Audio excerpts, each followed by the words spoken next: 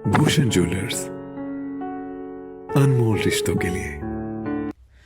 भारतीय प्रौद्योगिकी संस्थान मंडी की एक शोध टीम ने पंजाब में किए गए अपने एक शोध में विशेष रूप से पंजाब में कृषि अवशेषों और मानवीय गतिविधियों के माध्यम से होने वाले भूजल प्रदूषण के संबंध में अपना एक दृष्टिकोण प्रस्तुत किया है।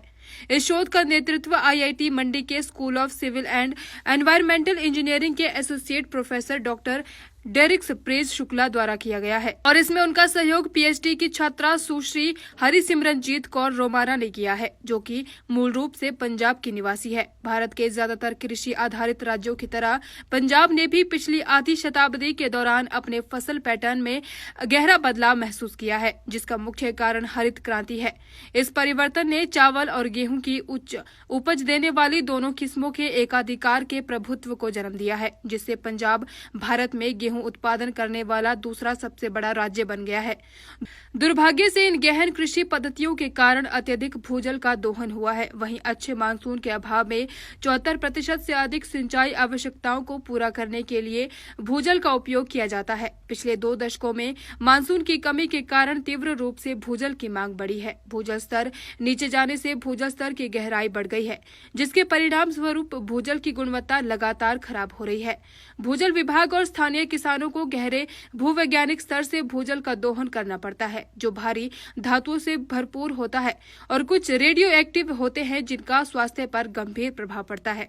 अत्यधिक कृषि गतिविधियों के कारण भूजल प्रदूषण के रूप में हमें एक बड़ी कीमत चुकानी पड़ी है। देखा जाए तो पंजाब की 94% आबादी अपने पीने के पानी की जरूरतों को पूरा करने के लिए भूजल पर निर्भर है। इसीलिए भूजल के प्रदूषण के कारण गंभीर स्वास्थ्य समस्याएं पैदा हुई है। पंजाब को कभी भारत का रोटी का कटोरा कहा जाता था, वहीं अब इसे भारत की कैंसर राजधानी के रूप में जाना जाता है।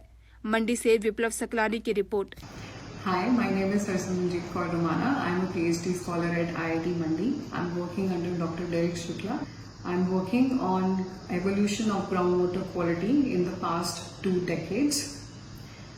In the past 50 years, the Punjab has shifted to more rice cropping rather than the indigenous crops, which has led to high usage of groundwater and fertilizers, which are causing the groundwater levels and the groundwater quality to deteriorate. In our study, we have identified the critical areas where the groundwater quality is severely deteriorated and where the drinking of untreated groundwater can cause severe problems, such as the high calcium concentration in water can cause kidney and bladder stones, and high potassium values in groundwater can cause heart failures. So in this study, we have identified the areas which has high fluoride and nitrate content, which can cause dental and bone issues, and blue baby syndrome, which is basically the oxygen capacity of blood cells reduce, which can be fatal in severe cases.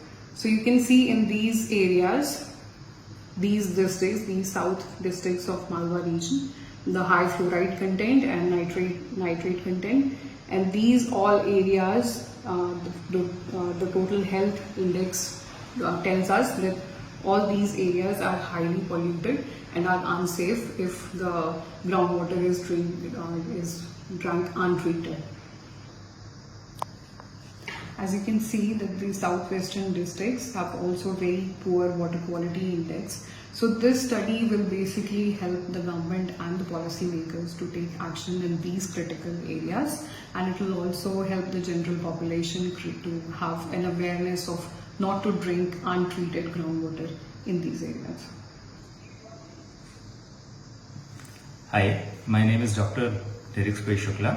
मैं IIT Mandi में associate professor हूँ school of civil and environmental engineering में, और मैं basically remote sensing, हाइड्रोजियोकेमिस्ट्री और hazards पे काम करता हूँ। मेरे एक स्टूडेंट ने अभी रिसेंटली पंजाब एरिया में काफ़ी ज़्यादा काम किया है।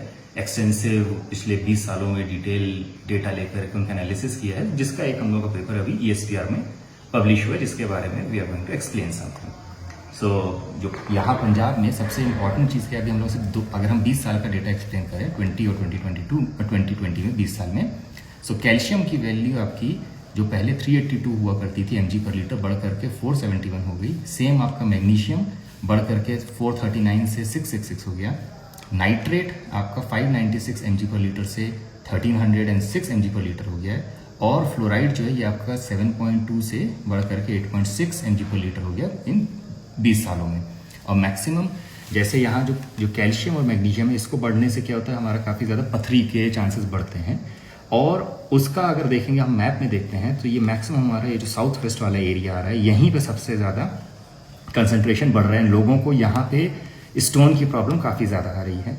दूसरी, अगर हम नाइट्रेट को देखते हैं तो नाइट्रेट पानी में आता है मैक्सिमम फर्टिलाइजर्स यूज़ करने से। और क्योंकि पंजाब हमारा पूरा वीट और राइस हब है कल्टीवेशन के लिए, तो यहाँ काफ़ी ज़्यादा साउथ वेस्ट में ही सबसे ज़्यादा हमारा कंसंट्रेशन बढ़ रहा है। इसका इंडिकेशन ये है कि लोग बहुत ज़्यादा अभी फर्टिलाइजर्स को यूज़ कर रहे हैं।